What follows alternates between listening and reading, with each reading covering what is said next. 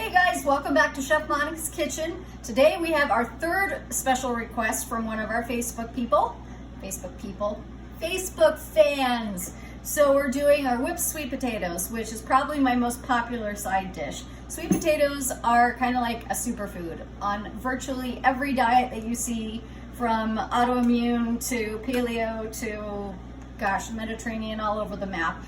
All of them include sweet potatoes. Super healthy for you and delicious. So all I did was peeled these and then chunked them up into fairly sizable chunks. They don't have to be super small unless you don't have that much time. But I covered them in cold water. Why cold water? Same thing with regular potatoes if you're making mashed potatoes.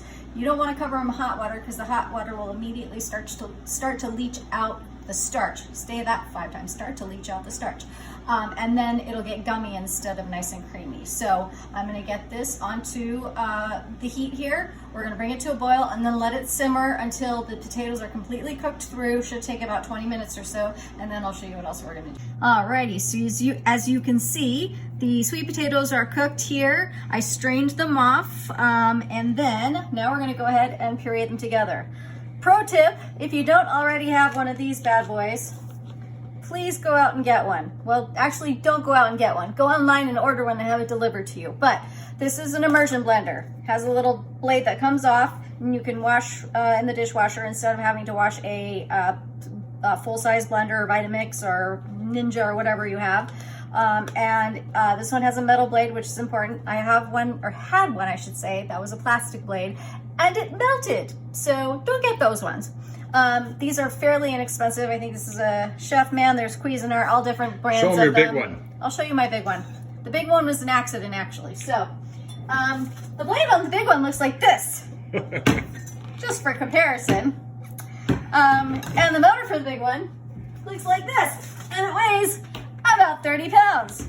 And it's basically taller than I am. So when I use it, I have to stand on a step stool because otherwise I can't reach what I'm pureeing. Obviously, this is only for when I'm I think you should use it right now. Not gonna work. Nice try. Needless to say, that was kind of an accident buy. I thought I was getting one somewhere between this and that. Ended up that arrived and I was slightly mortified. But you've used it. I have, but this is a much more user-friendly size. Okay, and also the benefit to having an immersion blender is that you can puree something hot directly in the pot as opposed to having to wait for it to cool completely, transfer it to your food processor or your blender because otherwise the steam builds up and it'll explode on you, and then have to reheat it. Kind of a waste of steps. It's great you can for, see it still steaming. Yeah, it's great for this type of thing. Also really good for making soups if you want pureed soups, marinara sauce, smoothies. The only thing is you do not want to use this for mashed potatoes, regular mashed potatoes. A couple of episodes ago, I mentioned the difference between starchy potatoes and waxy potatoes. If you use this to puree or to mash up your mashed potatoes, it actually just encourages that starch formation and makes it really, really gummy so that it's almost like Play-Doh. That doesn't happen with sweet potatoes, slightly different texture and different starch level, so just keep that in mind. So, next thing we're gonna add to this is a little bit of pure maple syrup. Wee bit. Tiny bit of butter. This was basically 2 really large sweet potatoes, so the equivalent to 4 smaller ones. I'm gonna do about 1 stick of butter, which is a half a stick of butter. And this is that good Kerrygold butter. Pinch of salt. A little bit of fresh cracked pepper. A little bit of heavy cream. And then some Parmesan cheese. Yes, I'm using grated Parmesan. You can do freshly grated if you want to. This works just fine because you probably have it at home. We probably go through a gallon of this a week because my husband likes a little food with his Parmesan cheese. So there's that. Okay, now to puree this, make sure that you keep the blade submerged in whatever it is that you're pureeing. Otherwise it'll spatter everywhere and then you'll not only get burnt, but it's a mess to clean up. So watch this as I do it.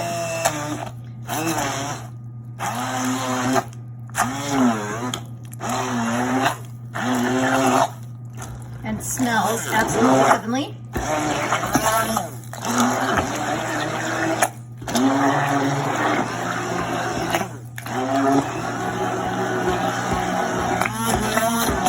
I can see that maple kick up and the butter.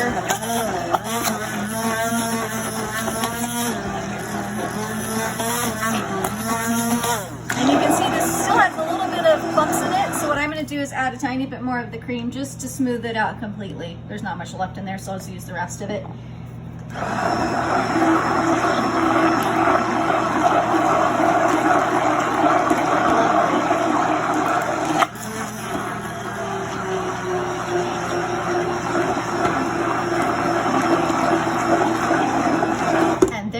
That, my friends, is the absolute best way to eat a sweet potato on the planet. Highly encourage going home and making it. Most people will feed this to their kids, and their kids absolutely love it. Grown-ups love it. Everybody loves it. Mix a little bit with your eggs, and it becomes a sweet potato frittata. Yes. You could also use this in a lasagna if you want to make a vegetarian lasagna instead of the meat. Use that as the meat layer. It's awesome that way. Go home and make it.